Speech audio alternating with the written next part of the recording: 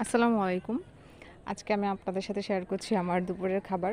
একদমই সিম্পল খাবার। আ এখানে আমি একটা শসা কেটে নিয়েছি। আর হচ্ছে আম্মা দুপুরবেলা কুমড়ার বড়া করেছিল।